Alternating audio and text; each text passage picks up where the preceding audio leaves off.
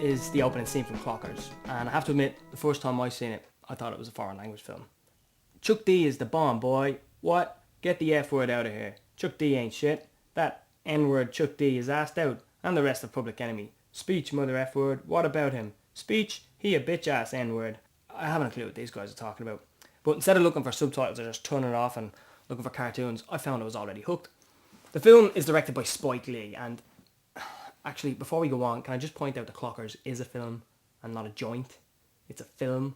Does anybody know why Spike Lee calls his films joints? Why do you do that, Spike Lee? Or should I say, Shelton? Actually, speaking of stupid names, you know who's in this film? Pee-wee Love. And you know who else? Sticky Fingers.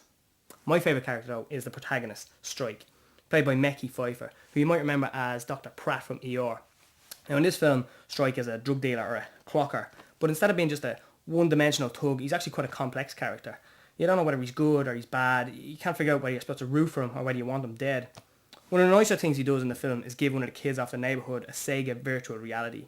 Now, I don't know how much money drug dealers make, but you want to be pretty flash to get your hands on one of these because they were only ever released as a prototype. The game that the kid plays in the film, it practically encouraged children to go around murdering people on the streets in Cycle Boy shootings. Probably wasn't a very good marketing decision by Sega at the time. But sure, we're all playing the Sega Dreamcast nowadays, aren't we? Oh, by the way, the reason Sega never fully released the VR is because it was too real. And people were getting hurt, walking off cliffs and stuff like that. Anyway, I digress. 3A Movie Club gives you Clockers.